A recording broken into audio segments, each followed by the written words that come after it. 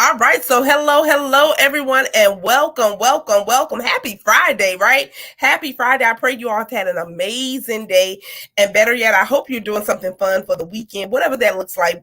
Whatever you do, be safe. But welcome to the Effie Show. I am your host, Carlika Katrina Basnight-Menendez. Yes, all of that, and I am super excited again to be with you all. For another series, for another episode, and we have another amazing guest, right? They're just coming in, and like we're bringing women, real issues, coming up with real solutions, right? Not even on ourselves. We understand where our help comes from. We understand that it's not in our own power. Why? Because we're effing it up, meaning we are faithing it. We are facing our challenges, and we are being committed to fulfilling our purpose. No matter what happens, no matter what's been said, no matter of anything, we are committed to fulfilling purpose. Why? Because someone out there has been waiting on us. Someone is waiting on you too. So my question to you is, how long are you going to make them wait? Right?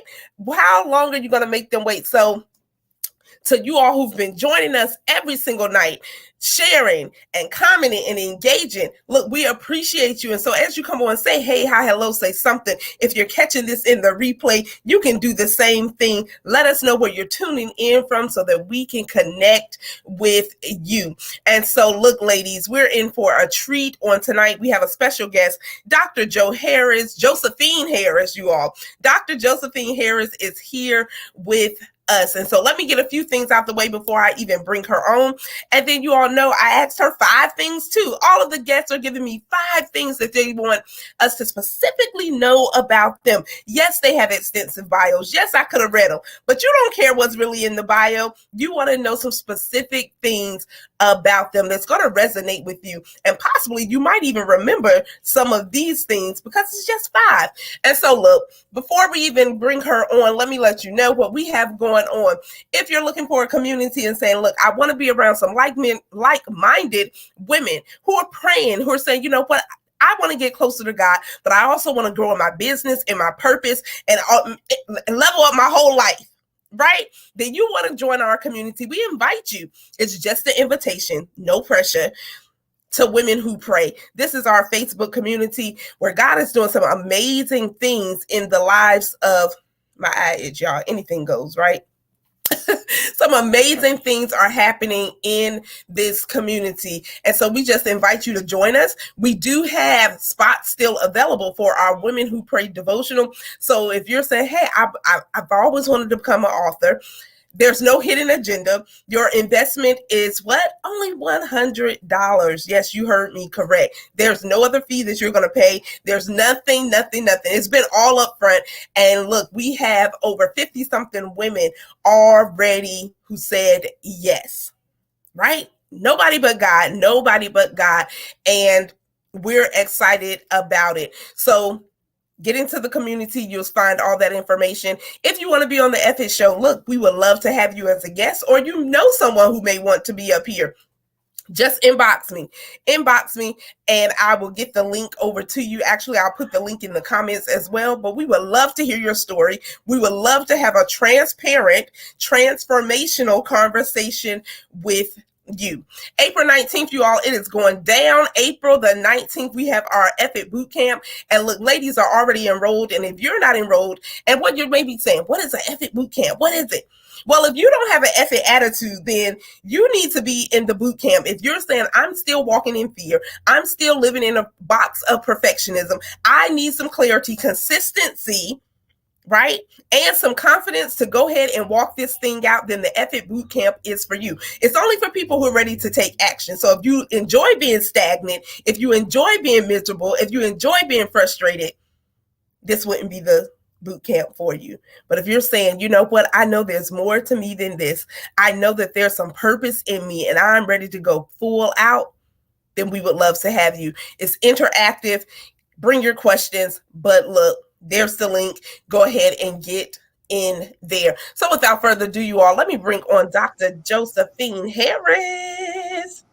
What's going on, Dr. Josephine? Hey, how you doing? I'm going blessed. I'm blessed. Look, y'all. She said she is blessed. How many of us are blessed on this Friday? Just type in the comments. I'm blessed. I'm blessed. I'm blessed. I'm blessed. Because we are blessed. It doesn't matter what we may be facing. It doesn't matter what the day may have thrown at us. And I know what's trending right now is the unfortunate loss of DMX. So many prayers out to his family, those who, he had a lot of fans and different things, but he had children, you all. That's someone's father, that's someone's son. And so more important, we definitely want to send prayers out because that's an untimely. He was only 50 years old. That's young. Yes. That is young. That is young. And we have an expert with us on tonight because even when he was battling, right? But before we came up here, Dr. Joe, I was listening to one of his prayers. And I want to say that no matter what we may be battling, you all, some people are just anointed. I'm not up here to argue with anyone like, oh no, he was, this. No, he was anointed to pray. Yeah. He was anointed to pray. And so I was listening to one of the prayers, and my heart just goes out to the family because he was young. Yeah. 50 years old. And so many prayers to the Simmons family, his children, and anyone who's been affected by that. And like I said, we have the Dr. Joe Harris here, the psychotherapist, right? And so mental health coach and advocate. And so sometimes we don't pay attention to our mental health as much as we should. And even when I think of the cause of DMX's death, that was it was a lot of mental turmoil as well. And a lot of times we put these people on, they have their life is just so publicized. And sometimes even the people around them and the people around even us, we don't know the signs. We're not having the conversations. We're afraid because we don't want to ruffle any feathers and we don't want to make anyone upset. And so, Dr. Joe, thank you so much for saying yes. Thank you for joining us on this evening. You all, let me go over her 5 things and then we're going to hop into this because mental health awareness is coming up, even though it's an everyday thing. But nationally and all around the world, this is when they recognize it. But I love that she's an advocate every day. Not just in a month, 1 month out the year, but every single day. This is her lifestyle. So psychotherapist at heart and a certified Green Heart mental health coach and advocate. She is the CEO and founder of Calming Minds LLC. Just that title by itself just makes you visualize that, it's so serene, right? And so she's a co-author of several anthology books. So you all, if you're not connected with her and you're not following Dr. Joe Harris across social media and on LinkedIn, Dr. Josephine Harris, you all, she's doing some amazing things. Every time I turn around, she's doing something else. Every time I turn around, she's stretching herself. And so super proud of you and congratulations. She is one of the partners on the Faith Inspiration Network project, as well as a mental health blogger. So you all, she has a blog that has not launched. I told y'all, she always doing something, y'all. Always, but she's bringing more awareness and using what's already in her hands. She's using and walking in her purpose to advocate for people, to advocate for those of us who are like, you know what, I don't really know too much. And she's not being quiet about it. And so this will be Healthy Minds and Hearts launching, this month, mid-April. So we'll be looking out for that. That is exciting. So you all, I'm telling you, get connected. International licensed psychotherapist, proudly serving the Soul I might be saying that wrong.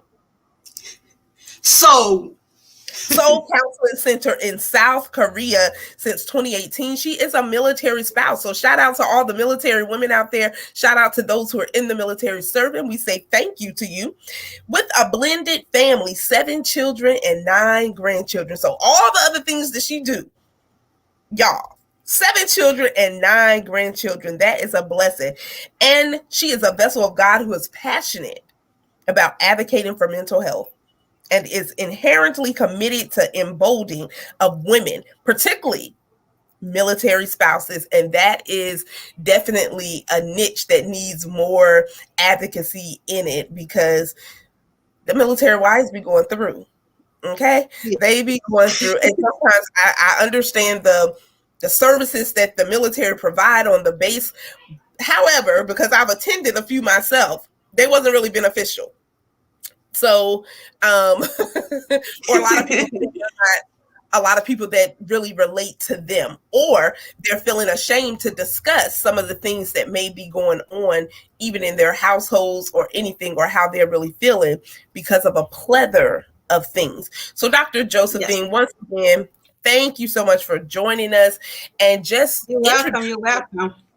introduce yourself to our audience, and then we definitely want to hop into some of the aspects of mental health, of why you're even in this, because there's a why behind everything. Yes. Hello, everyone. How you doing? I'm Josephine Harris. As you know, Dr. Josephine Harris. We're dealing with mental health. Oh my God. What sparked me to go into mental health is going through grieving. It is when my mother had passed, and when I seen her pass, and when I had to do CPR on her. And you know, when you go through one of the moments and you ask God why certain things happen, and you try to figure out certain things, and then God come behind you and say, you don't have to really understand. I have a plan for you. So I had to really, really dig down deep in my soul and understand why my mama passed away at that time. And this wasn't the first time that she passed away, because she had open heart surgery before, but she had died before and came back. So she died twice and came back. So the third time when this happened, it was like she was telling me to let go. Wow. So I understand with the grieving process and what people go through in your mental as it state, and me being a psychotherapist, like, okay, I'm helping everybody else, but what about me? Who's helping me? Wow. So I had to like really think, like, okay, I'm a therapist and I need help. So who helping me? Well, Dr. Joseph, let me ask you then, how does that work? How does that work? Someone who's already a therapist, like, and you're already, therapist, you're already an expert in your own lane, in your own field. So do y'all go see another therapist? Right. Like, how does that work for y'all? Well, I have a therapist. So I'm a therapist with a therapist. And if you go to a therapist, if your therapist don't see that therapist, you need to seek another therapist. Right, because I'm only thinking like all of the conversations like that they have with so many other people dealing with their, so many people coming in telling you their issues and all of this stuff, and I'm just like, when do you dump? Because I can imagine that can just weigh on someone. Weigh deeply. You have to come to terms that as a therapist, you need a therapist. And if anybody go to a therapist and a therapist not seeing a therapist, then you need to seek another therapist, because that therapist is going to do counter transference on you and put her issues or his issues onto the client issues. Wow. That's good. That's real good. And I've never thought about it that way, but I was just sitting here. I'm like, so, right, who they go see? Right? Who do they go talk to? And a lot of times, even, for those of us, right, your expertise or your field may not be, the field of being a therapist, but sometimes we feel, who can I go and talk to? So sometimes we don't talk to people, because I can speak for myself. I didn't really used to talk to people because I'm like, everyone is dealing with their own problems. So who wants to hear what I got going on?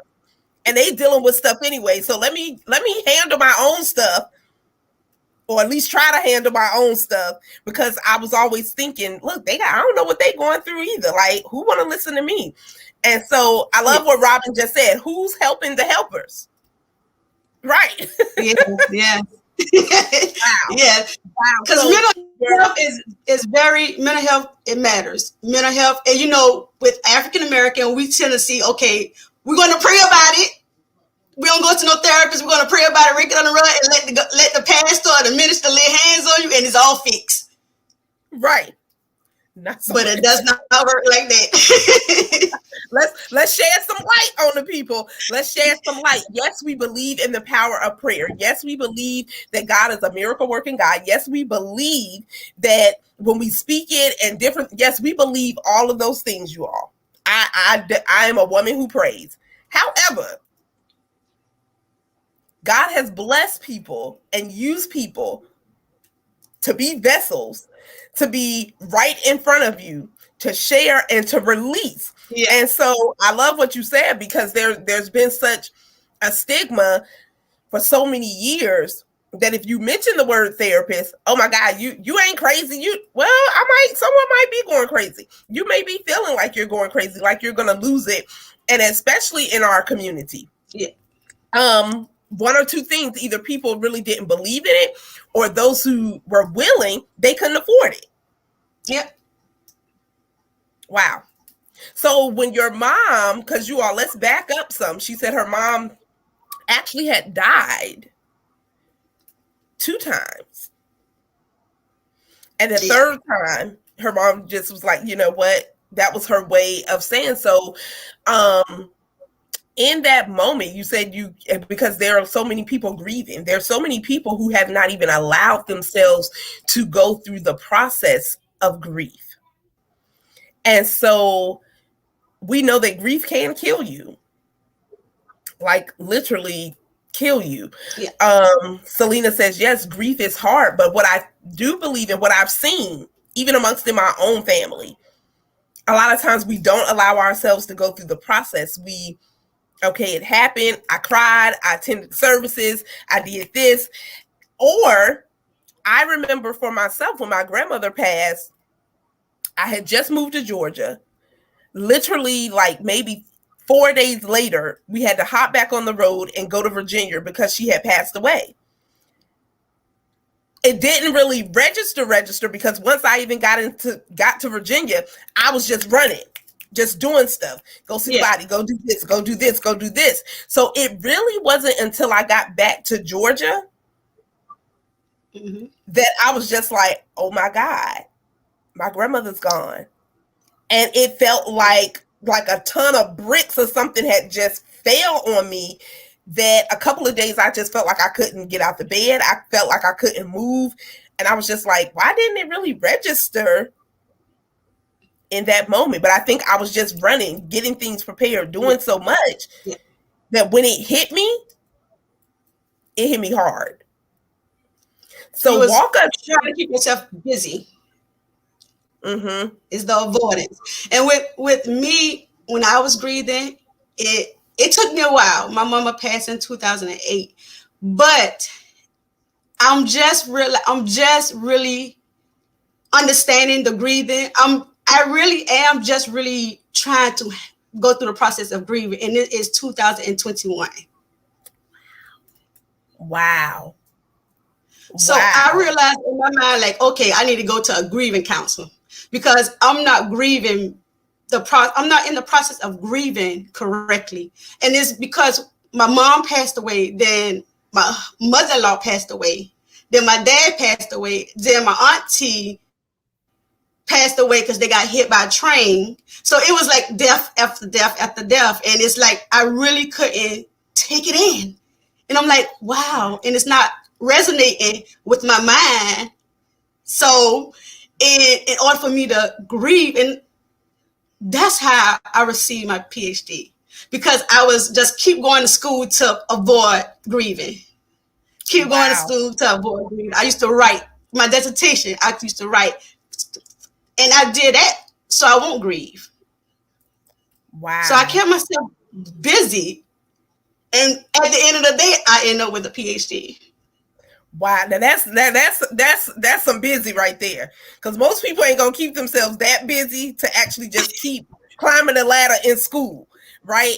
But congratulations on that. Like, something positive came out of that journey of grief and pain where now you're helping other people, you're guiding and supporting other people through the process. And so you said 2008 and now it's 2021, and you're really I'm allowing really, yourself to yeah. go through the process. So how has that journey been for you? It's been a real rough journey because, you know, as a psychotherapist, I'm telling people what process they need to go to and what steps they need to take, and I'm trying to make them get better, and I'm holding all my feelings back. So Wow. in my mind, I had to say, okay, it's time for me to start going back to my therapist. Wow. Wow. Even though some therapists don't understand like African Americans as women, and you have a Caucasian therapist or you have a foreigner therapist, Asian therapist, so they don't really understand the aspect of what we go through as African American, because as African American we as stimulus like, okay, what I need therapy for? Right. Right. My mama never went to therapy, my dad never went to therapy, they just prayed and kept it moving. Right. And not realizing that a lot of them never healed. They never talked about the things that happened in their life. And because sometimes we even look at the dynamics, Yeah. especially if they're even still here, it's some things that they will never discuss. Never. And you sit and you wonder, like, why are you this way? But then when you think about it, it's like you never gave yourself an opportunity, or no one even gave you an opportunity to discuss the things that even happened in their childhood. Yeah. And now these things are just passed on from one generation to the next, one generation to the next, where no one is talking about anything. Yeah. And it amazes me because I'm just like, wow, these are just things piled on top of one generation to the next, pushed on to the, actually it's pushed on to the next generation, because we don't even understand, well, why you don't talk about, well, why you didn't talk about this, or why we didn't know this. Because I do feel if we have these conversations, now we can understand, okay, this is why they do what they do. This is why they act the way that they do. Now I can better understand, maybe this is why I do some of the things that I do. Yeah. It's not, you know, if it's not serving me well, now I understand, and now I can do something different. Yeah. Yeah. Because when, as a military spouse, and my husband mother had passed, and he was in the field, he was in Afghanistan. So actually had to break it and call him and break it to him that his mother had just passed when they told me the news. So that was like hard for me to do, to break it to him of his mother passing, and knowing that I had did CPR on my mother. Wow. So it was like a continuous grieving process that I have not indulged just yet, and I was not ready. And to this day now, I cannot pay myself to visit my mom's gravesite. But one of my goals is to visit her gravesite this year, because I couldn't really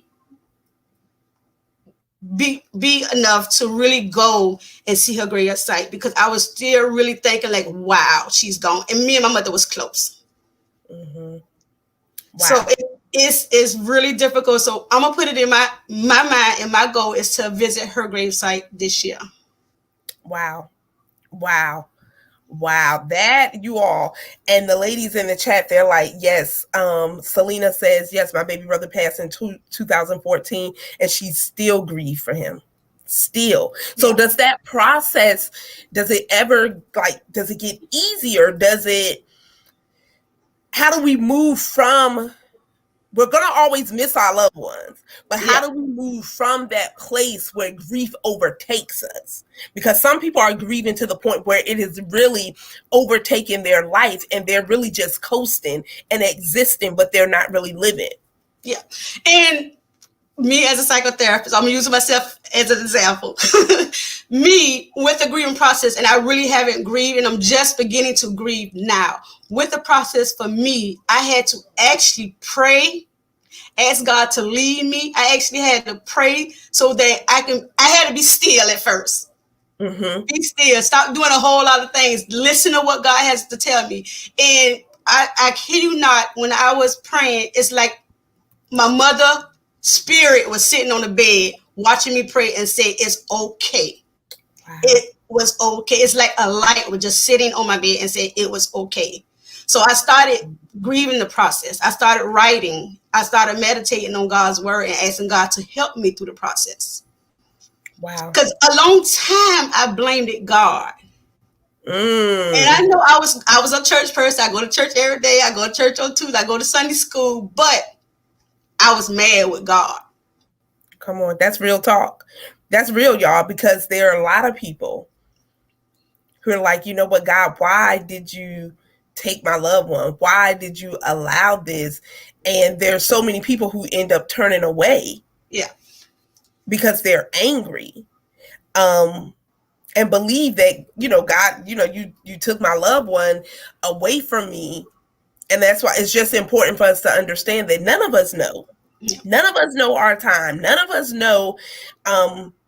My home church in Virginia, one of the elders who was just a great guy in church, staple, you know, one of those solid members, server and everything. And he literally, maybe a week ago or so, he dropped dead. And it was so shocking to everyone, because when you're used to just seeing people, when you're used to, some people had just saw him that Saturday, and all this was just last week, Easter weekend time, you know, that's why all I can say to anyone out there, treat people, give them, you know, we say give each other our flowers and things now, but I often say you won't have the opportunity when it's my time to stand up and have no 2 minutes of words or expressions if you didn't give me those words and expressions while I can laugh, while I can smile, while I can blush now, because now you have an opportunity. And I do believe we waste too much time on some things that really don't matter. Really don't matter. And you be mad with people for years, and the person you mad with really don't know why you mad with them. Right. And honestly, to some degree, you don't even really know why you really mad at them. Like, you're just mad. So what we're talking, for those who are just joining and tuning in, we have Dr. Josephine Harris with us. She's a licensed psychotherapist and mental health advocate. And so what we're discussing, she's taking us through her journey of grief. Her mother passed away in 2008. And she's just now, really, 2021, allowing herself, and you all, it just wasn't her mom, it was her husband's mom, aunts and different ones, her father, like just a stream of grief and tragedy, because you said someone got hit by a train, and that's tragic. Yeah. And so the whole family, the whole family was in the car, and only one really survived was the cousin that I was close to and her daughter. The rest of them had died. So it was wow. And it's by the grace of God, you all. Yeah. Because a lot of us, some of us take one death extremely hard. But these were like strings back to back. And so, but she said just now, she's going through the grief. She's allowing herself. I think we have to allow ourselves. And y'all, get this though. Don't miss it. She was like, this is how she got her doctorate, her PhD, because she was just, look, let me find something to focus on so I don't have to think about. I don't have to feel that pain. I don't have to think about all of these deaths that are happening in my family or that have happened. So you know what? Let me indulge in school. Now look, she came out on the other side with her PhD. But now, even though she have her doctorate, now she's having to deal with it head on. And that's what effort is about. Facing your challenges, dealing and healing head on. Not only that, when you think of even grief, that mental part of it.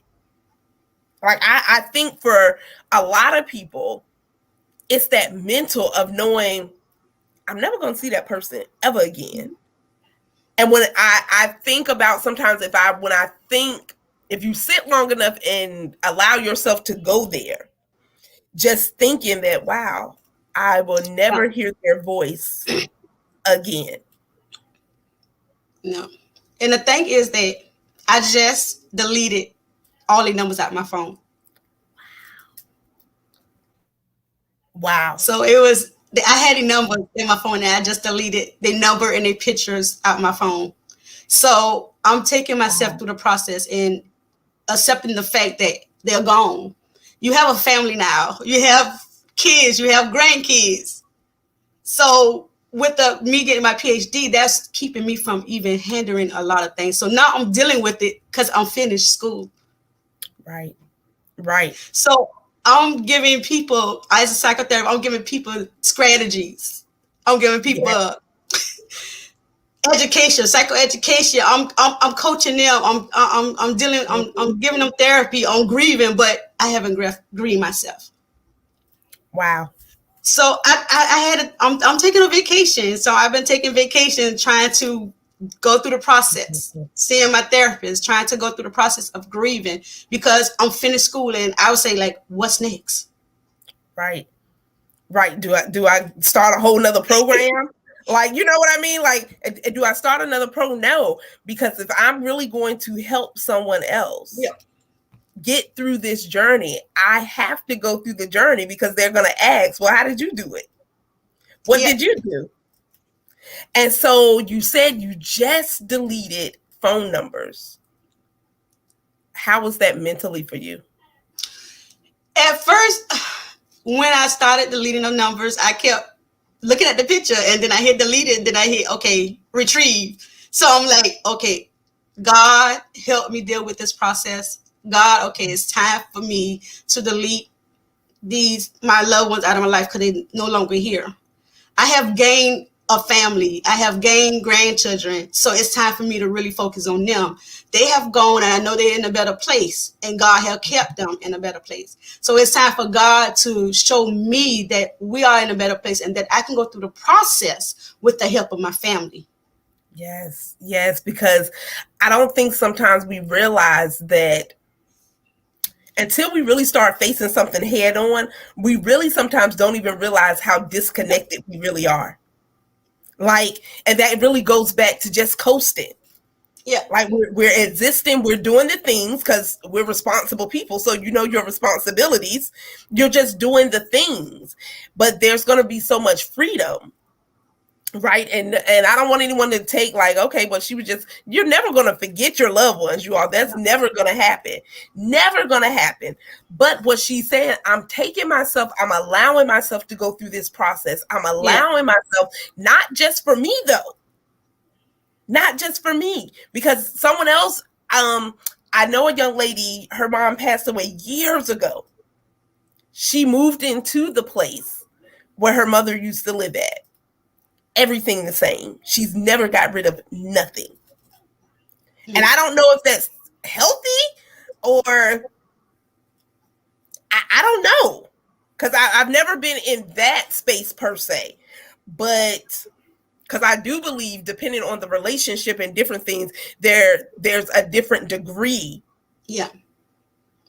Of grief is grief, but you can take us through that. But I do believe, just my own perception, that there's a different level of that grief or that pain or that void. Like, I believe there's a different void when someone loses their child. There's a different void when someone loses their parent. There's a different versus someone losing a close friend. Yeah.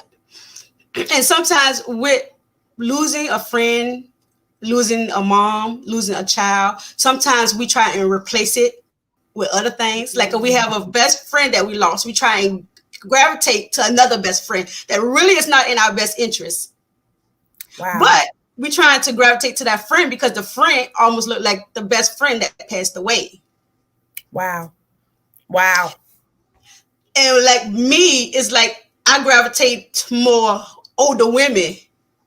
And it's because I'm trying to fill that void because of my mother was older. So I'm trying to fill that void with the older women who I gravitate to. Wow. That's deep. And a lot of us probably don't even realize it. That to some degree, because we've been masking the grief.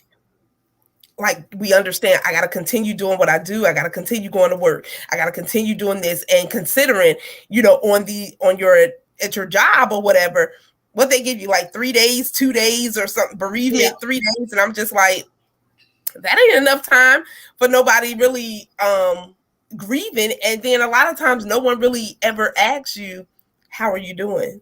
Yeah. And like really pay attention that he or she is really not doing good. No.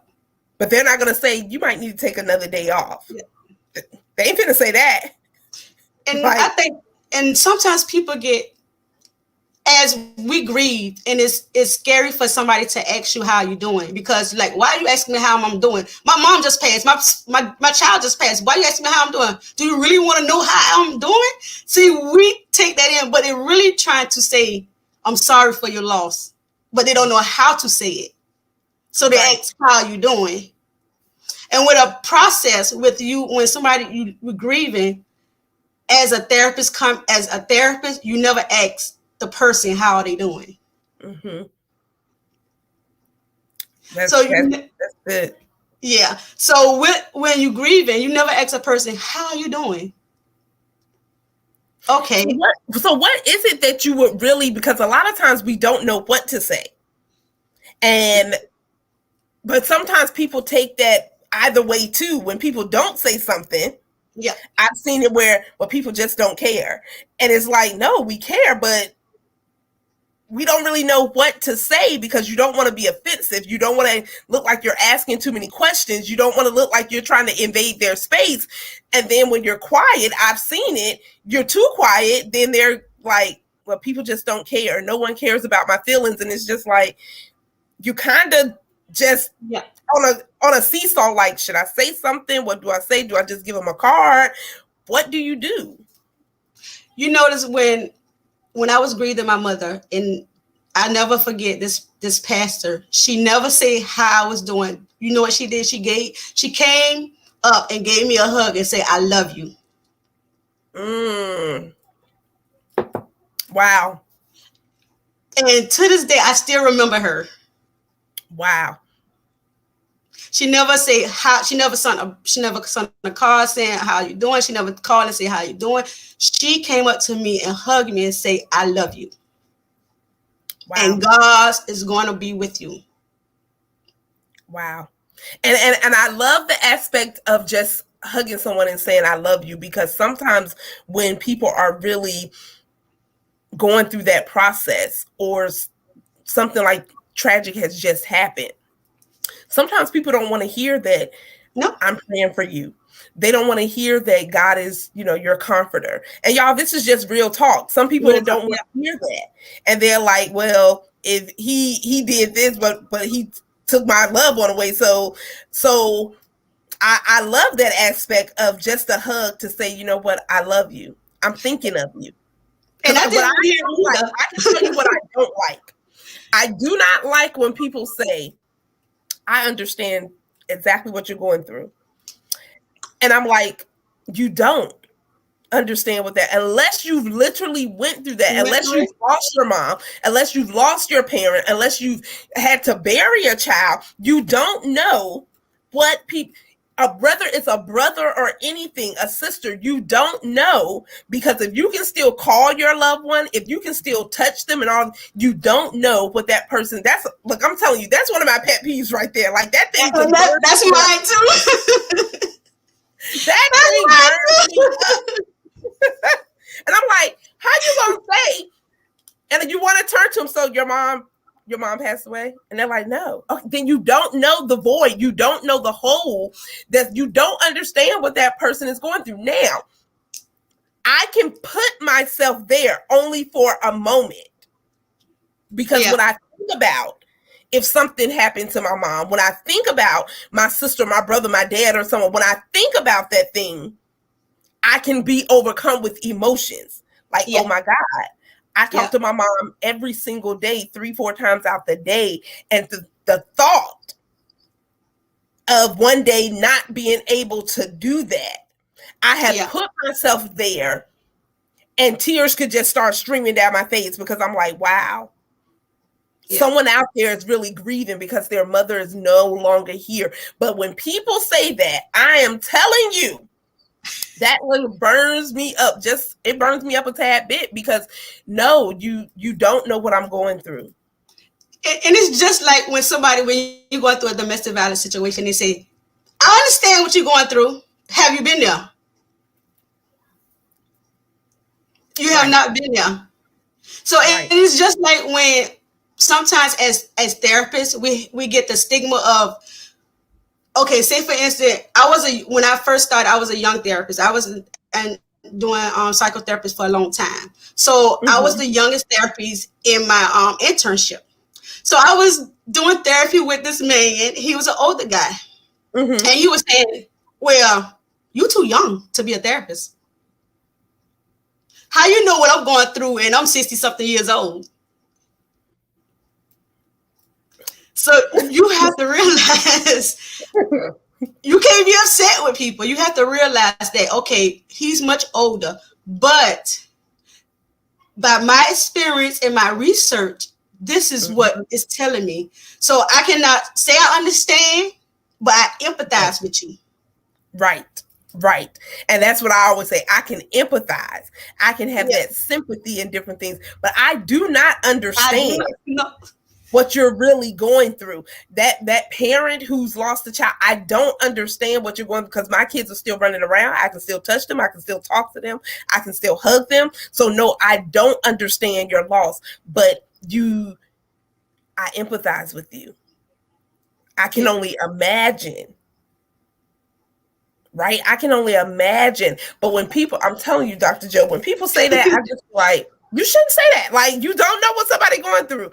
And I'm sure to other people, because I know people and they're like, you don't want to come off rude. You don't want to come off like you're angry with the whole world. But I know some people feel angry with the world because their loved one is not here anymore. And so on the flip side of that, we say congratulations to you for gaining a PhD out of masking and not dealing with the grief, because now it's for a greater purpose. Now it's for a greater good. And now we applaud you for taking the time to walk through the process and deal with your own grief head on, because now people are because I think sometimes people look at, though people may have the credentials and the papers, like the man said, you're too young. Like, you don't know what I've been through. You're only 30 years old. You're only 20-something years old. I'm 66. Like, you ain't even lived yet. You ain't experienced nothing. And so I think sometimes we have to even, and like you said, don't get offended at that. But like you gave the example of even in domestic violence. I've never been in a domestic violence situation. Thank God. Because I may not have been the one to survive. I don't know. But thank God that ain't part of my story. But the same thing, someone else may not have dealt with an eating disorder for so many years. Yeah. Because it's mental. That's mental as well. And so we do want to ask you, give us a couple of tips on a daily basis of some things that our listeners, all of us, can do to keep our mind healthy. Because a lot of times we think of breast health, we think of all these different aspects of health, and we leave the brain all the way to the left side, like, look. But that's where it starts at. So if you don't mind sharing some tips or anything that you want to give us just for a daily basis, not when it's mental health awareness, but things that we could do on a daily basis. I'm going to give you some. For me, I start my day like 5:30 in the morning. So I have prayer, and I pray, and I read my Bible, and I do scripture, and I know y'all see me post it and send the scripture out.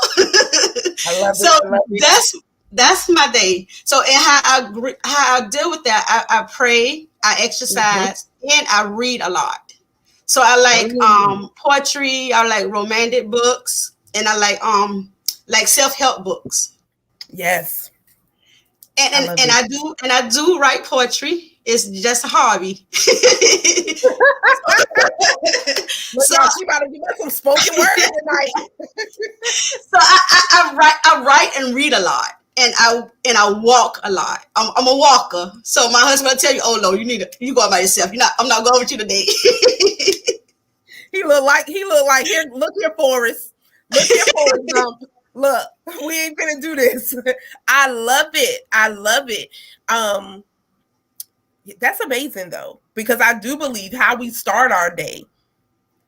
We can command our day. Like it really doesn't matter what we may even be facing or something, a challenge come up through the day. When you really command your day, how you really do start your day. Like I cannot start my day with a whole bunch of noise and a whole bunch of talking and a whole bunch of chatter. I cannot start my day like that. And that's why I get up 5 o'clock in the morning, because now I have just the boys home. So I'm in the house with a bunch of men. Oh my gosh. Right. I mean, some people can get up. Like, I don't see how people can get up and the first thing that you do, you on the phone cussing somebody out and carrying. I'm just like, that's how you start your day? Like, you wake up angry? And see, for me, I have my phone on Do Not Disturb between the hours of 9 p.m. and 7 a.m. Come on now. If I don't listen to my phone, that's why. I love it. But we have to set these boundaries. We have to set these boundaries for ourselves, because a lot of times we don't take time out for ourselves. We don't take time to renew our mind. We don't take time to really have that mindfulness of know what, my mental health is very important. Yeah. Right, you all? I know we've been talking about grief, but there may be someone out there right now, like Selena said, she's still grieving.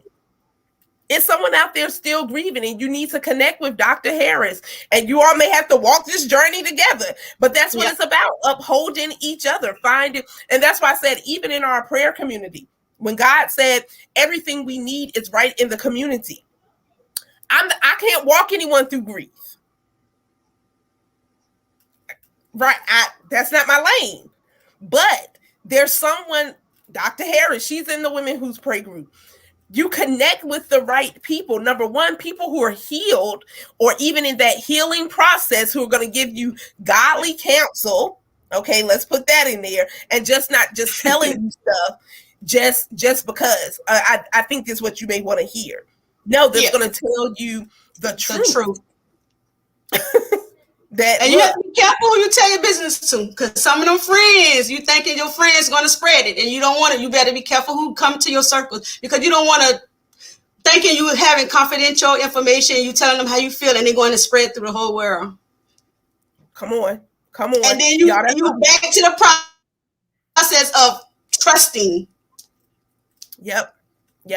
That's a whole word all by itself, right? Be careful, even when you're going through this process. And it may not even be grief, because grief is not always death, the loss of a loved one or something. Grief can be so many things. Loss of a job. It could be the loss of income. It could be the loss of, like you said, trust. It could be so many things. But you have to recognize that, you know what, I'm still grieving. You have to recognize that I'm just existing. I'm really not living. Yeah. And when do you say, you know what, I want to really be here. I want to be in the moments. I want to be able to maximize my time with my children. I want to be able to maximize everything in my purpose. But I know there's some things in me that I'm going to have to release. Yes, it's going to be uncomfortable. Yes, it's going to be painful. Yes, some days you may feel angry. Yes, some days you may just break down and cry. Yes, some days you may grab something that was your loved ones or whatever that looks like. But what I'm saying on tonight is you have permission. Give yourself permission. Yeah. And you don't have to do it by yourself, right? Yeah. You don't have to do it by yourself. Dr. Joe, let's hop over to this chat. Selena said that is true if you did not lose a brother, right? If you look, whatever that looks like, you don't know. It could be someone even losing their employment. Yeah. Right? You don't know. Robin says we try to fill the void. Yes, Robin. And we try to fill the void in so many places, so many ways, so many things without actually dealing and healing, right? We have to deal and we have to heal. Kay says, losing my dad in 2014 was so traumatic for me. I still have days that I cry, especially going through tough times, because he was always there with a word and prayer to help me through. That's real, y'all. That's right.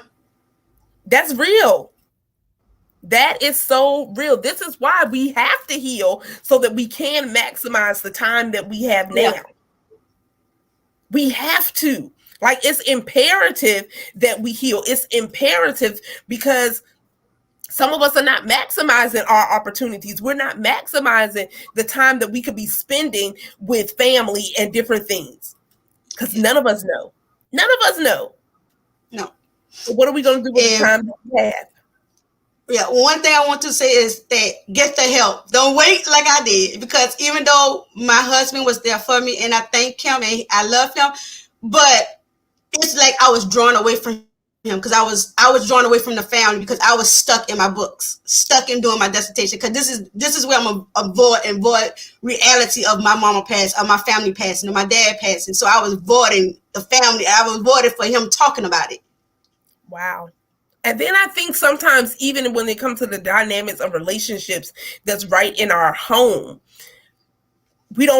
sometimes we don't want our kids to see us crying. We don't want them to feel what we're feeling, not realizing they sense something anyway. They may not can pinpoint it, but they sense something. And then I think as wives and different things, a lot of times we're like, okay, I'm not going to put this on him, on my spouse or anything, because you know what, he probably dealing with his own stuff too. He out there working, he out here doing this, and then I'm here sitting here crying all day or something, and then I'm trying to suck it up and show up. But how do we really fully show up? Yeah. And one thing I say about us is we never leave the house without saying I love you to everybody. Say I love you, leaving the house, going to bed, and waking up and praying. I love it. I do the same thing, Dr. Harris, simply because we've seen it time and time again, where we can't take for granted that, or just have the expectation. We pray that everyone returns back home, but we can't take it for granted that just because someone walks out the door, that they're going to walk back in. And this is why I love that. Say I love you. Forgive quickly. Make amends, whatever it is that you need to do, whether it's in your family, whatever relationship dynamics it may be. Go ahead and make the amends. Now is your time. Today is your day to go ahead and enter your business in that area, whatever that looks like, so that you won't have that enemy of regret on your shoulder for years to come. Now you got to deal with something else. Have the conversation. Do whatever you need to do. Repent, forgive, whatever you need to do, just make it right. Because we never, ever know. And I love what you said. You said, look, don't wait all those years, because there's help. There is help, you all. There's so much. And if you're like, I don't know what resources, I don't even know where to start, well, guess who you need to contact? Dr. Harris. Get connected with her across social media. Dr. Joe Harris on LinkedIn. Dr. Josephine Harris. Get connected. Ask the questions. She ain't go get this PhD out of her grief or nothing. But I love that even something positive came out of that, because so many people go the opposite way. And people start getting into trouble. They get into drugs. They get into so many things that can cause them to be locked up or whatever, because they didn't deal. Yeah.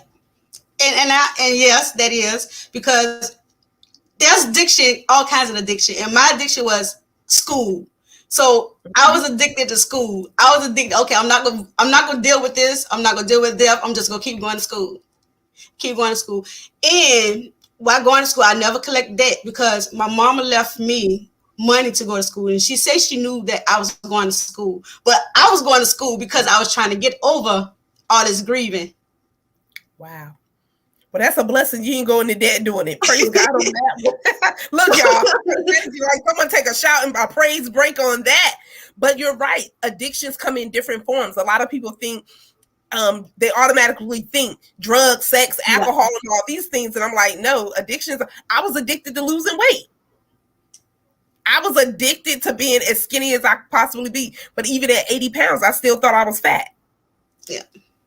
But I was addicted. I was addicted to losing weight. I felt like I couldn't get skinny enough. Yeah. Some people out there, you addicted to shopping. Every time you turn around, you just buying. No, you have a shopping problem. It ain't that much stuff out there to buy, y'all, especially during the pandemic. Where you going? We have to recognize that some people are addicted to eating. So we have to find those triggers and find those things and recognize when I'm in this state or when I'm feeling this way, how do I respond? If your first thing is to go get a bucket of ice cream and all of this stuff, knowing that you already not in the best health as it is, and come on, we got to do better. Yeah. But we have to recognize, and then how do we pull these things out? Going to see a therapist, connecting with Dr. Harris or whatever. Like she said, find a therapist that works for you.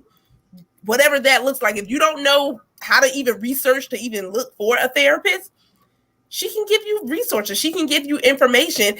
She know what questions to ask because maybe you really don't know what you're looking for. Yeah. Because you want someone to be a right fit. Yeah. A right fit for you. Tamika says, yes, pray for their safe return. Yes, that's all we can do, you all. I'm telling you, as parents, your concerns change season to season.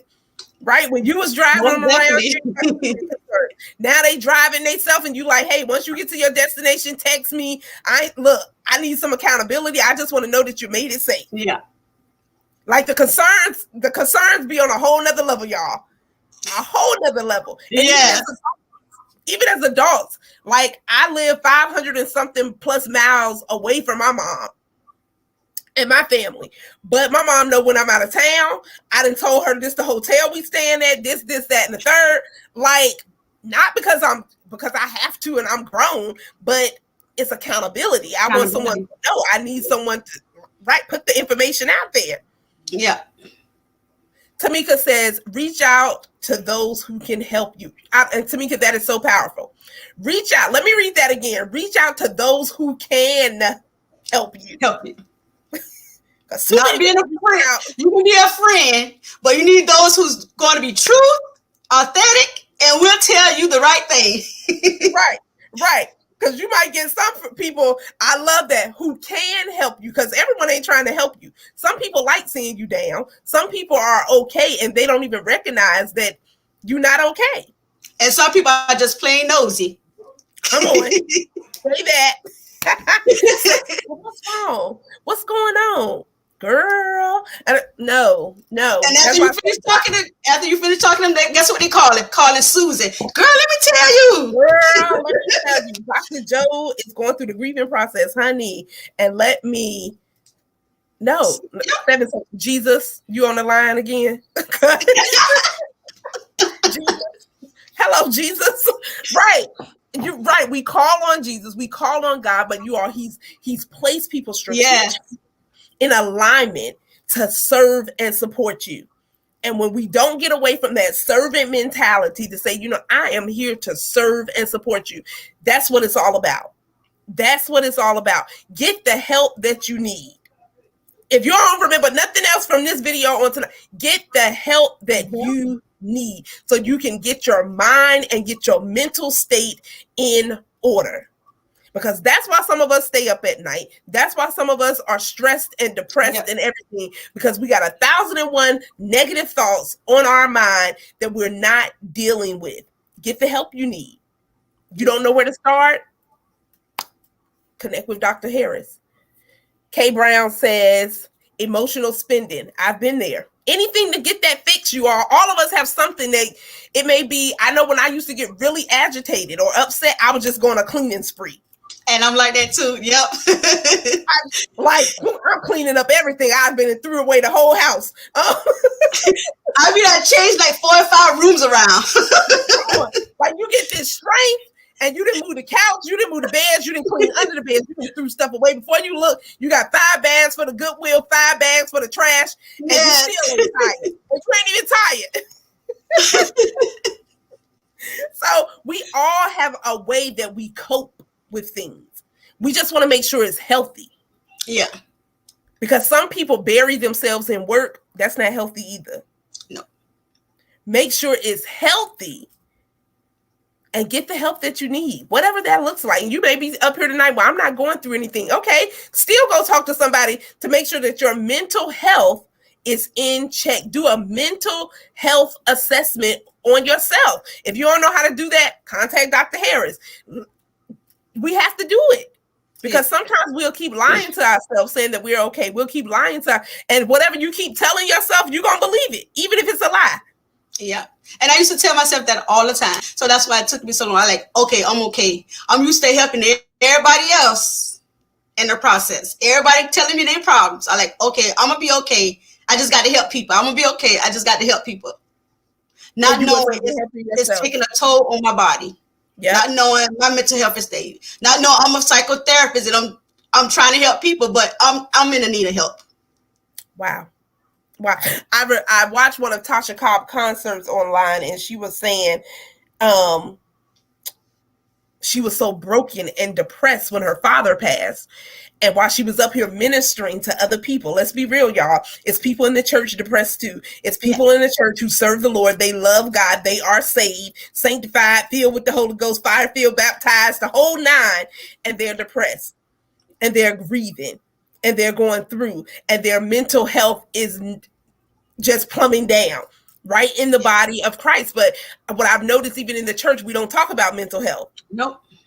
We don't talk about these things. And so that's why they need Dr. Jo Harris. She's going to come to your church and talk about mental health and get y'all mind right. Get your mind right, get your mind right, and get your motives right. Because we need to have these discussions in church as well. We have to. Yeah. We have to. And even more so now in this day and time, more than anything, we have to have the conversations. Parents, go in your kids' room. You have to have the conversations like, hey, what's going on? Pay attention. Yeah. Because I was drawn back from my children. My oldest son was going through a depression state, not knowing he was going through a depression, but I didn't want to deal with it because, okay, how am I handling this? I'm grieving and nobody helping me, but I'm not paying attention to him. And he was thinking about committing suicide and I'm still withdrawn. And I was like, okay, God, I need your help. Wow. It's real. So all that could say, God, I need your help. It's real because they're parents who've lost their children to suicide. And it's real. And I think back on times where I get it. So many parents are having to work multiple jobs and all of these different things, but we got to pay attention. I love what TD Jake said. He said, when they were smaller, they ran up to you. Mommy, daddy. They get older, you got to go run into them. You got to go in their space. Hey, what's up, homie? Yeah. What's going on with you? You got to know they friends. I don't care how grown you get. Yeah. I need to know who you hanging around. I need to know, right. It's accountability. And it's safety for all of us because no one wants to get a call. These devastating. And so now So now we're very close. We're a very close family. So I go in their room and mess with them, and they come downstairs, and so we real close now. So I'm paying attention because I've been dealing with grieving. So I'm going through grieving. I'm going through the process, and I'm paying attention to him. So we tell each other we love each other. We give them positive affirmation. So as a family, we do that constantly. So now I'm paying more attention to my family. Yes. And that's because now you're even in a better space because she had her face in the books, y'all. Now she got the PhD. Yes. But even in the midst of that, it still costs something. It still costs something. But we applaud you. Look, you all, take notice. Get that. Take back whatever it is because the enemy's not playing either. He comes to steal, kill, and to destroy.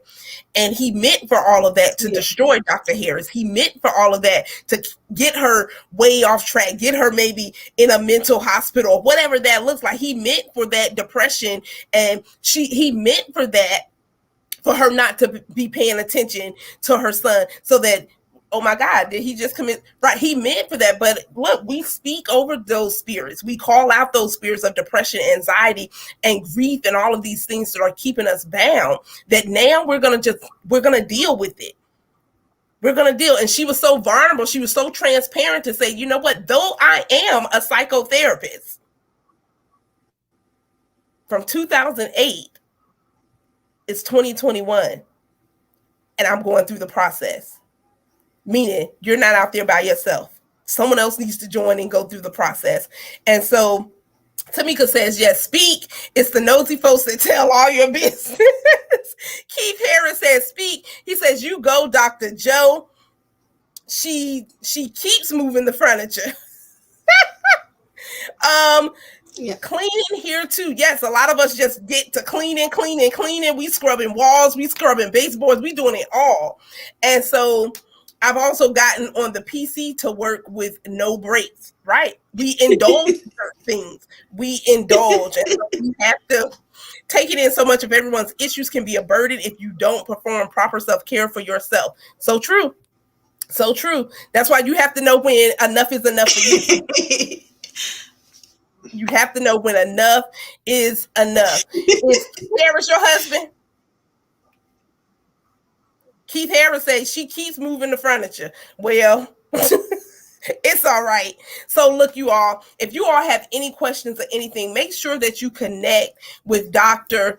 Harris, right? Across social media, Dr. Joe Harris, but on LinkedIn, Dr. Josephine Harris. Whatever you do, connect, so that you can, one, keep following her journey. Two, if you're looking for resources to have your mental health, if you're looking for resources to say, hey, I need a therapist, I don't know where to start looking, or whatever the case may be, or you have some other questions for her, get connected with her. Yeah, she is the CEO and founder of Common Minds LLC. So just make sure that you connect so you can get all the information that you need. Whatever you do, remember, when you change your perspective, you change your life. Let me say that one more time. When you change your perspective, you change your life. I don't know, Dr. Harris, we lost her. So maybe she'll pop back on. But if I don't see any questions or anything, look, you all, I'm having a hot flash. When you change your perspective, you change your life. Whatever you do, we're coming up on mental health awareness. Keep advocating, keep taking care of yourself, create those boundaries in your life, regardless if it's family, friends, employers, employee, whatever that looks like. Create those boundaries in your life so that you can show up being the best version of you. And how do you do that? You have to take care of your mind. You have to mind your mouth. You have to mind your motives, right? And so do a mental health check with yourself to say, how am I really showing up? Because sometimes we're showing up and we're just coasting and we're existing, but make sure you're showing up transparently, authentically. Who? Yourself. Yourself, making sure that your mind is good, making sure you are good, making sure that you are good. I was like, we lost her, but I'm sure she'll pop right back on. Yes, Serene. Changing the perspective. Yes, change. This is how you change your narrative in your life, when you change your perspective of how, number one, how you see you, and making sure that your mind. Tamika, thank you so much. Take care of you to be the best version of you. Yes, we can't show up, y'all, if we're not well. We can't show up if our emotions are not intact. We can't show up if we're not mentally well, physically well, spiritually well. We might be showing up, but you're not showing up at the max or your fullest potential if you're just not taking care of you, right? We can't keep taking care of everyone else and putting yourself on the back burner. You are priority. You are priority. So Dr. Harris, yes, you are. Any last words that you want to share? The last word I want to share is make sure your mental health, you got to remember, mental health does matter. Get the help you need. Even though you don't think you need it, you have to talk to someone. So be encouraged and get the help you need. I love it. I love it. I put it in the chat. Mental health matters, you all. It's real. Don't silence these things and these whispers in your head, because There's a lot of people out screaming. They're internally screaming out loud. And so, look, you don't have to silence the screams. You just have to get you some help and get you some good help, right? Someone who can help you. Quit talking to all the wrong people and they giving you all this bad advice. Bad advice. Bad advice is telling your business. Right. It's telling your business. They giving you all the opinions and putting your business out in the streets. So get you some godly counsel, get you some help of someone who can actually really help you walk through whatever that process looks like for you. So Dr. Harris, we want to say thank you for taking time out on this Friday evening. You're welcome. Thank you for having me. You are so welcome. We very good, great conversation. Transparent. You all said transparent, transformational conversation. That's what we're having. And you all drop those F's. If this, number one, if this been good to you, drop F it in the chat, in the comments. Let me see them. Let me see them. That y'all can hear my voice is going out. I have my tea over here too. But anyways, this is what F it is all about. Dr. Harris, keep effing it up, you all. Ladies, you keep doing the same thing. And what are we saying? We're saying keep faith in it. Keep facing it, dealing and healing with your challenges, but being committed to fulfill your purpose because someone else is waiting on you to say, girl, you can do it. Someone else is waiting on you to say, you can make it. Someone else is waiting on you to say, you know what? How did you do it? And thank you. Someone else is waiting to say, thank you that you were transparent. Thank you for sharing your story. Thank you for being vulnerable. Thank you that you understand that your purpose, everything you went through, it's far bigger than you because you're already on the other side. So ladies, those who have tuned in all week long, we want to say thank you, thank you, thank you. We will see you back here for the F It series, F It show, whatever you want to label it as, on Monday with some more phenomenal women sharing their story, sharing transparent, transformational conversations. And so I want to say thank you, thank you, thank you. We appreciate all of you all. Tamika says, thank you, Dr. Harris. Selena says, thank you, Dr. Harris. And so ladies, be blessed. Have an amazing Friday evening, whatever that looks like for you. I don't have to go to work tonight, so I don't have to jump into bed. I did have my COVID shot, y'all, and my arm is hurting so bad. That's all I'm going to say about that. But it's all good. It's all good. You're welcome. So yes, we love Dr. Harris, you all. Make sure you connect with her, Dr. Jo Harris, across social platforms. So with that said, ladies, I am Carlika Katrina Basnight-Menendez. Yes, all of that. And I will talk to you all later. I might do a pop-up live. You just never know. Turn your notifications on, right? If you have that, Serene, you said your arm on fire. If you have not shared the video out, shared this broadcasting out, go ahead and share it out. Share it in other communities that you are allowed to share it in, right? Be obedient, follow the rules, but share the video out because this may be what someone else is looking for. It may be what someone else is needing right now at this moment, and we don't hold any good information, right? Because Dr. Harris can help them, right? So you all, until the next time, I am Carlika Katrina Basnight-Menendez. Yes, all of that. And we will see you on Monday.